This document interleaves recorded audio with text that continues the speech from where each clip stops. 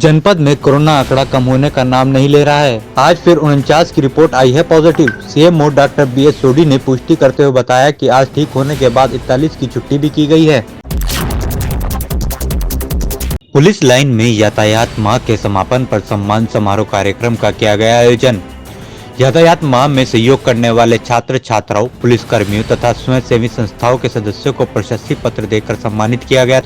SSP doctor S Channappa द्वारा NCC cadet को trophy और सर्टिफिकेट देकर बढ़ाया गया हौसला। कार्यक्रम में SP ट्रैफिक, क्षेत्र अधिकारी नगर द्वितीय व ट्रैफिक वार्डन भी रहे मौजूद। मुकदमा दर्ज होने के बाद भी आरोपी पुलिसकर्मी की गिरफ्तारी न होने से परेशान महिला ने जिलाधिकारी को सौंपा ज्ञापन।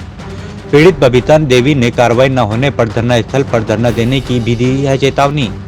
इंसाफ की खातिर मोहल्ले के दर्जन भर लोगों के साथ जिलाधिकारी कार्यालय में पहुंची थी पीड़ित महिला। आज हम स्वर्गीय अनिल उपाध्याय की पत्नी बबीता देवी के साथ DM ऑफिस में आए हैं। अभी हाल ही में 2 महीने पहले अनिल उपाध्याय की मृत्यु हो गई थी, जिसका कारण एक दरोगा जो बुलंदशहर में पोस्टेड है, रहने वाला मुजफ्फरनगर का है।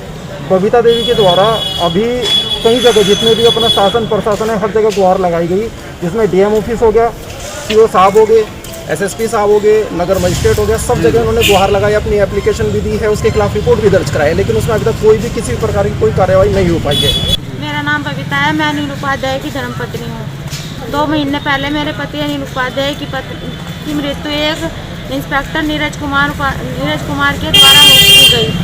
वह इंस्पेक्टर अभी तक खुला घूम रहा, उसे कोई भी गिरफ्तारी नहीं की गई। पुलिस प्रशासन पूरा का पूरा उसी का साथ दे रहा, मुझ गरीब का कोई साथ नहीं दे रहा।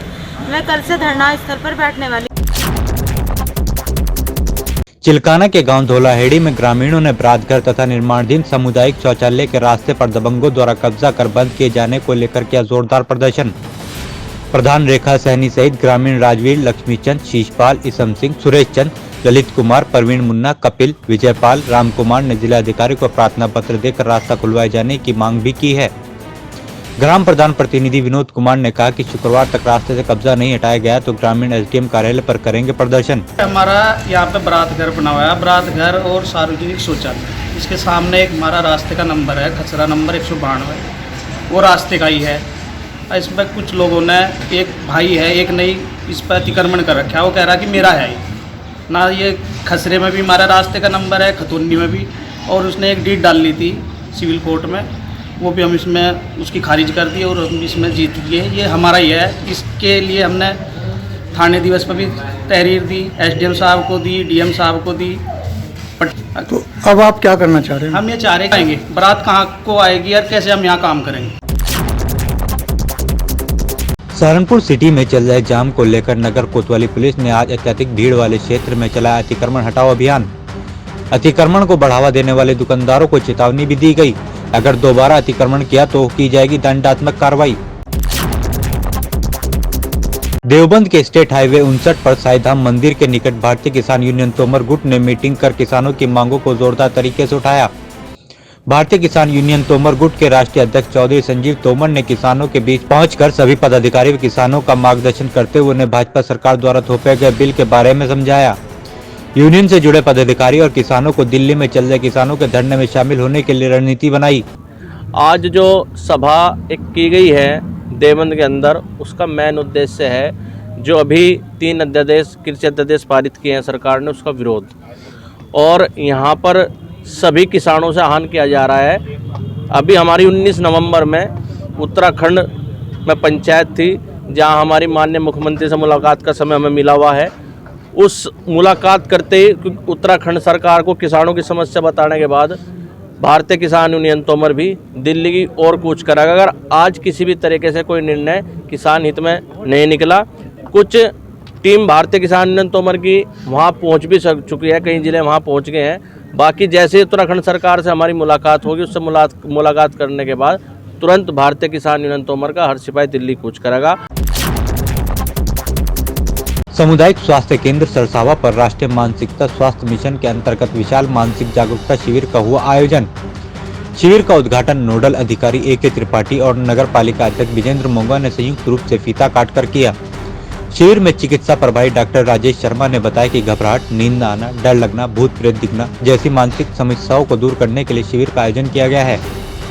कार्यक्रम में सुशील कंबोज, रुचि यादव, सभासद doctor Dinesh Kalyan, Gaurav Puhal, doctor Ramesh Kumar, doctor Vijendra, doctor Pravesh Kumar, विनय जाटव रहे मौजूद। यहाँ ऐसा व्यक्ति जो बार बार एक ही काम को करे और कहे कि मुझे आत्महत्या करने का विचार आ रहा है, ऐसे सभी व्यक्तियों का आपको चयन करके ऐसे व्यक्तियों को आपको शिविर तक लेके आना है। ये शिविर आज हमारा लग रहा है सिर्फ जागरूकता शिविर। इसमें जितने भी हमारे पास ऐसे व्यक्ति आ रहे हैं, STSC बेसिक शिक्षा वेलफेयर एसोसिएशन उत्तर प्रदेश द्वारा सीएम को संबोधित ज्ञापन बेसिक शिक्षा अधिकारी को सौंपा गया। ज्ञापन के माध्यम से पदोन्नति में आरक्षण के शासन आदेश निर्गत करने एवं रिटायर हुए कर्मियों को उनके मूल पदों पर बहाली की मांग की है। लहरी सिंह, देवकरण सिंह, वीरेंद्र कुमार, मुकेश लांबा, सुशील गौतम, सुशील कुमार, कुशल पाल रहे मौजूद। आज प्रदेश नेतृत्व के आह्वान पर सभी जिला मुख्यालयों पर SC/ST basic teacher welfare association की तरफ से पदोन्नति में आरक्षण बहाल करने के लिए माननीय मुख्यमंत्री जी से शासनादेश जल्दी से जल्दी लागू करने के लिए जिलाधिकारी महोदय के माध्यम से ये ज्ञापन दिया जा रहा है। नौनौता क्षेत्र के गांव आभा में बीती रात मामूली कहासुनी के बाद दो पक्ष आपस में उलझ गए। सूचना मिलते ही थाना प्रभारी नौनौता वीरेशपाल गिरी ने घटनास्थल पर पहुंचे और आपस में झगड़ा कर रहे 4 लोगों को कस्टडी में लेकर भेजा जेल। तेज गति से आ रहे ट्रक ने स्कूल जा रहे छात्रों को कुचला। बेहट रोड के सडोली कदीम के समीप हुई दर्दनाक घटना।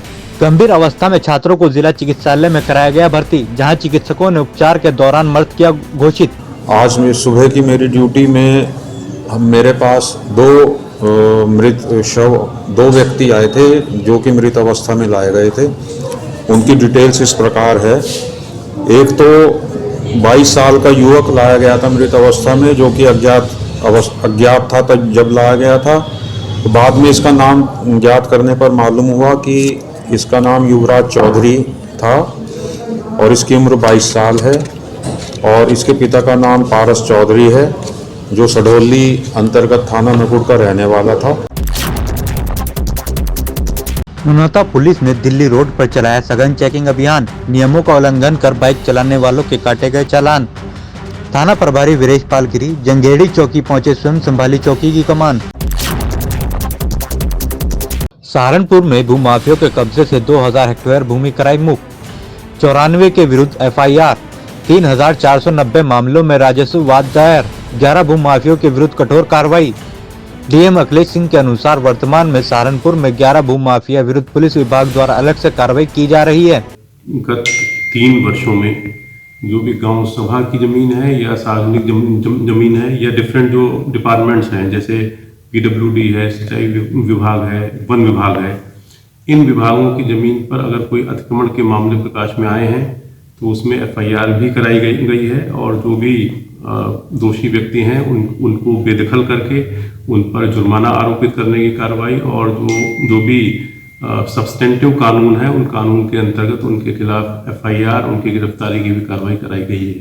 सामान्य तौर पर जो छोटी मोटी शिकायतें रहती हैं, जैसे कि किसी ने चक रोड पर कब्जा कर लिया, नाली पर कब्जा कर लिया, तो ये जो भी इस तरह की शिकायतें हैं, ये सभी शिकायतें एक पोर्टल, भूमाफिया पोर्टल बना हुआ है, उस पोर्टल पर जो है जाती हैं और उस पोर्टल पर जो भी शिकायतें प्राप्त होती हैं उनको हम लोग अपनी टीमें भेजकर लेखपाल, कानूनगो, नायब तहसीलदार या आवश्यकता अनुसार उसमें SDMs भी जाते हैं मौके पर और मौके पर जाकर उनकी अगर जो है सरसरी तौर पर बेदखली भी कराई जाती है और जहां पर जरूरी हो वहां पर कोर्ट में उनके खिलाफ मुकदमा दायर करके भी कार्रवाई कराई जाती है।